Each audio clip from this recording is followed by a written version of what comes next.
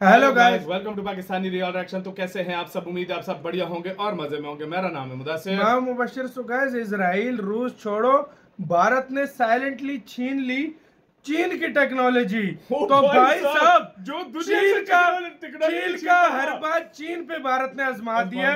उसकी ये कोई हुआ क्या? मतलब है टेक्नोलॉजी किस चीज की? साइलेंटली छीन ली है भारत ने। और और ट्रम्प ट्रम्प भी हो गया। हैरान है कि भाई ये भारत ने किया क्या है। पहले तो चीन से ट्रम्प डरता था, अब भारत भी आ गया और भाई कुछ छीन वीडियो लिया। कौन सी है ये? देखनी चीन पड़ेगी। का हर बात चीन पे आजमाया भारत ने, बहुत बड़ी बात है। पहले देखते हैं हुआ क्या है, तो स्टार्ट।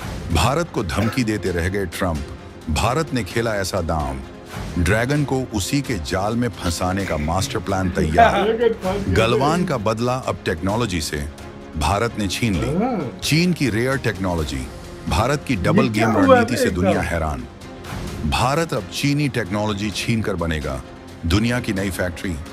अमेरिका भी नहीं समझ पाया। भारत चीन ने कर डाली सीक्रेट डील। एक तरफ अमेरिका के पूर्व राष्ट्रपति डोनाल्ड ट्रंप भारत और चीन को कोस रहे हैं, तो दूसरी तरफ चीन की अकड़ गलवान के बाद भी कम नहीं हुई है।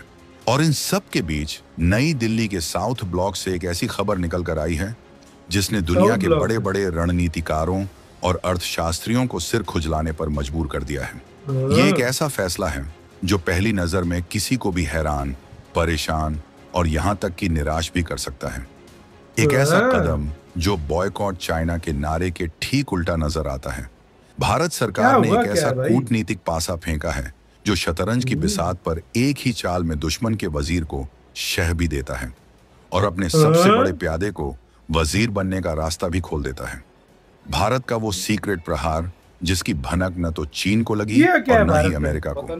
ये कहानी है ड्रैगन की मान में घुसकर उसी के हथियार से उसे मात देने की। भारत बिना अमेरिका का किसी धमकी की परवाह किए भारत चीन से ही हाथ मिलाकर उसी की टेक्नोलॉजी छीनकर उसकी ही हिस्सेदारी को ना के बराबर कर तगड़ा गेम खेल चुका है, जिसकी उम्मीद ना अमेरिका को थी ना ही चीन को। चलिए हम आपको बताएंगे इस धमाकेदार खबर की पूरी कहानी। तो बने रहिएगा वीडियो पर और इस संबंध में आपके जो भी विचार हों कमेंट में लिखकर जरूर बताइएगा। डिक्सन लॉन्गशेयर जेबी गलवान के जख्मों के बीच ड्रैगन से दोस्ती क्यों? तो चलिए उस फैसले का पोस्टमार्टम करते हैं जिसने सबको चौंका दिया है। भारत सरकार ने तमाम अटकलों और विरोधों को दरकिनार करते हुए भारत की सबसे बड़ी इलेक्ट्रॉनिक निर्माता कंपनी डिक्सन टेक्नोलॉजीज और चीन की दिग्गज कंपनी लॉन्गशेयर इंटेलिजेंस के बीच एक ज्वाइंट वेंचर जेवी यानी संयुक्त उपक्रम को हरी झंडी दे दी है। इस सौदे में 74% हिस्सेदारी भारत की डिक्सन के पास होगी और 26% चीन की लॉन्गशेयर के पास। ये खबर ऐसे समय में आई है जब जून 2020 में गलवान घाटी में चीन के साथ हुई हिंसक झड़प के बाद से भारत ने चीनी निवेश पर बेहद सख्त नियम लागू कर रखे थे, जिन्हें PN3 नियम कहा जाता है। इन नियमों के तहत चीन जैसे पड़ोसी देशों से आने वाले किसी भी निवेश को कई मंत्रालयों की कड़ी जांच से गुजरना पड़ता है। तो फिर अचानक ऐसा क्या हुआ कि मोदी सरकार ने अपना रुख बदल लिया? क्या भारत चीन के आगे झुक गया? क्या मेक इन इंडिया का नारा सिर्फ एक दिखावा था? पहली नजर में देखने पर यह सवाल किसी भी देशभक्त भारतीय के मन में गुस्सा पैदा कर सकते हैं, लेकिन रुकिए, जो दिख रहा है वो पूरा सच नहीं है। ये फैसला किसी मजबूरी या कमजोरी का नहीं, बल्कि एक बेहद सोची समझी, आक्रामक और दूरदर्शी रणनीति का हिस्सा है। इस एक फैसले के पीछे भारत की वो कूटनीतिक चाल छिपी है जो आने वाले 5 से 10 सालों में इलेक्ट्रॉनिक्स की दुनिया में चीन की बादशाहत को खत्म करने की ताकत रखती है। डिक्सन को मिली ये मंजूरी सिर्फ एक कंपनी का सौदा नहीं है, ये एक टेस्ट केस था जिस पर भारत की दूसरी बड़ी कंपनियां जैसे ईपैक ड्यूरेबल, PG इलेक्ट्रोप्लास्ट और कार्बन मोबाइल की भी निगाहें टिकी थीं। इस मंजूरी के बाद अब इन सभी कंपनियों के लिए भी चीनी कंपनियों के साथ मिलकर काम करने का रास्ता खुल गया है। लेकिन ये कोई खुली छूट नहीं है, ये दोस्ती की आड़ में तकनीकी अपहरण की एक महायोजना है, जहां भारत अब चीन से मछली नहीं बल्कि मछली पकड़ने का पूरा जाल ही छीनने की तैयारी कर रहा है। चीन पर निर्भरता की कड़वी सच्चाई और टेक्नोलॉजी ट्रांसफर का ब्रह्मास्त्र। इस रणनीति को समझने के लिए पहले हमें उस कड़वी सच्चाई को स्वीकार करना होगा जिसे हम अक्सर नजरअंदाज कर देते हैं।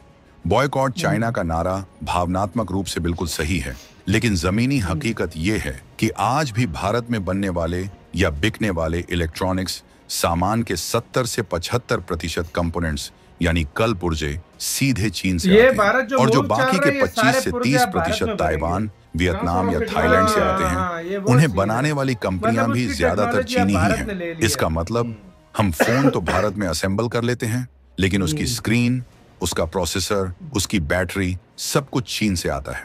इस मॉडल को स्क्रू ड्राइवर असेंबली कहते हैं, जहां हम सिर्फ पेंच कसने का काम करते हैं।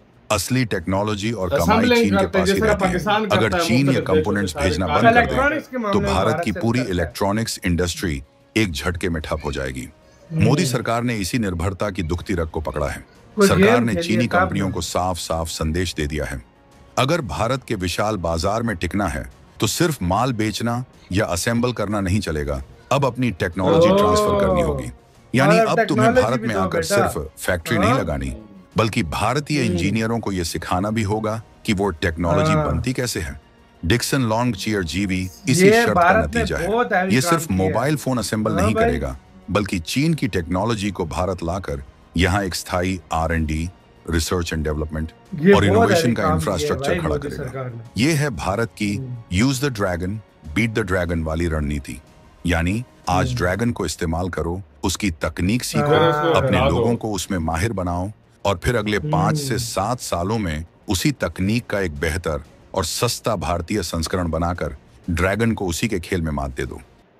हाँ, इसी के साथ मतलब ड्रैगन से सीख के उसी को लात मारो भाई। अच्छा, हैवी यार, मैं हैवी। एक बात ये बताऊं? चीन वाली रणनीति भारत ने सच निभाई है, बात बोल दिया। बोलूं, ये खबर सुनकर काफी सारे लोग बोलते होंगे, इंडिया के लोग भी बोलते होंगे कि यार इंडिया ने गलत किया है। ना ना ना, पहले इसके मैं जब पीछे- स्टार्ट शुरू किया ना, तो पहले मैं भी समझा, मैंने कहा यार ये तो सारा, अगर वो आ रहे हैं तो सारा बाजार जो है ना ये कब्जा मेरा ख्याल लेंगे, लेंगे, लेकिन कब्जा नहीं। लेंगे। लेकिन इसमें ये है कि 76% इंडिया की कंपनी के इंडिया शेयर के है होंगे। और जो 24% मतलब शेयर है भारत ने उनके, हाँ। उसमें भी इंडिया ने बोला है कि अपनी ट्रांसफर ऑफ और भाई टेक्नोलॉजी हमें दोगे। भारत ने शर्त हाँ। रखी है भाई, इधर सिखाओगे लोगों को। हाँ। इसी तरह 3-4 सालों में भारत ऐसा चीज, ऐसा मोबाइल निकालेगा। प्रशांत धवन सर की भी बात मुझे याद आ रही थी कि कुछ सालों में भारत ऐसा मतलब मिसाइल काम बोलो, करेगा। ऐसा इलेक्ट्रॉनिक में ऐसा रेवोल्यूशन लाएगा कि दुनिया हिल जाएगी कि बिल्कुल। भारत ने किया क्या। वाकई में।